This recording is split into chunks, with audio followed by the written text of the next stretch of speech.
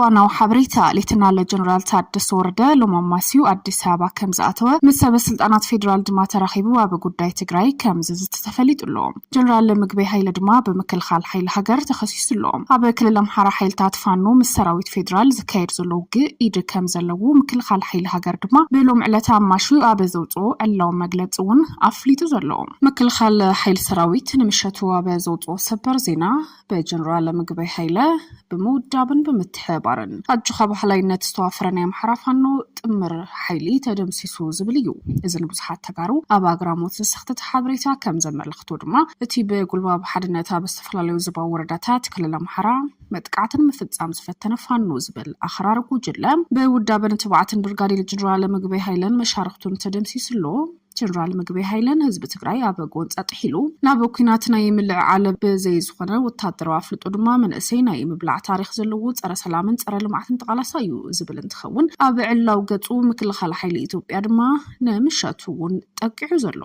እቲ ጽሑፍ ድማ ንምንታይ ካብ ኩናት ሃዲሞም ብዝብል ምስ ጅምላው ቅትለት ዝበጽሖም መናእሰያት ትግራይ ቃሊዖም ሕዚ ድማ በመራሕቲ ክርርቲ ዝበሃሉ ኣቢሎም ህይወት ደለይቲ ሰላም መናእሰያት ኣምሓራ ንምጥፋ ምንቅስቃስ ከም ዝጀመሩ ይፍለጥ ክብል እዩ ኣፍሊጡ እቲ መግለጽ ንትግራይ ዝጎዳእ ሓደገኛ እንትኸውን ብዙሕ ግልጽ ዘይኮኑ ዛዕባታት እውን ዝሓዘ እዩ ኣብ ክልል ኣምሓራ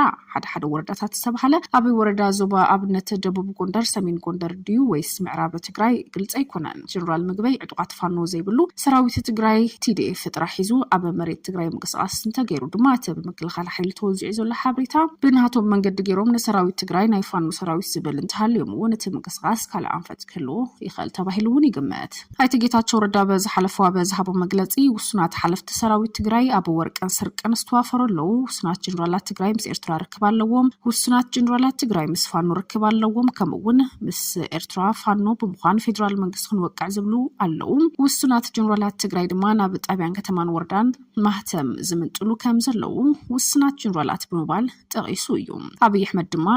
ኣብ ዝነበረ ፓርላማ አበዞም ዝሓለፍ ክልተ መዓልታት ኣብ ዝነበረ ፓርላማ ውስናት መንግስቲ ኢትዮጵያ ስለስተዳኸመ ንስፋኖን ኤርትራን ኮይና ክንውቅዑ ኢሎም ዝሓስቡ ኣለው እቶም ውስናት ጀነራላት ትግራይ ድማ እንመን ምዃኖም ኣይተ ጌታቸው ረዳ በቀረባ ግዜ ከም ዕላው ከም ዝገብር ኣፍሊጡ ነይሩ እዚ ናይ ምክልኻል ኃይሊ ኣማሲዩ ዝወፀ ሓበሬታ እውን ኢትዮጵያ ብሮድካስቲንግ ኮርፖሬሽን ፋና ኮታስ ኩለን ናይ ብልጽግና ሚድያታት ካብቶም ውስናት ጀነራላት ትግራይ እናተባሃሉ ዝቐነዩ ሓደ ጀነራል ምግበይ ኃይለ ከም ዝኾነ ዝዛረባ ካልኦት ጀነራላት እውን ከም ዘለው ግብረ ኣበሮቹ እናበላውን ዝጽዋዕ ዘለዋ እንትኾና ብዛዕባ ጠሚቱ ጀነራል ምግበይ ኃይለ ግን ዝሃቦ ምላሽ የለን በተመሳሳሊ ዜና ድማ ጀነራል ታደሰ ወረደ በሎም ዕለት 12 መጋቢት 2017 ናብ አዲስ አበባ ምሪሕሎም በተደጋጋሚ ናብ አዲስ አበባ ከምርሕ ሰራይ ጀነራል ታደሰ ወረደ ሕዝውን ናብ አዲስ አበባ ከም ዝኸደ ተፈሊጡ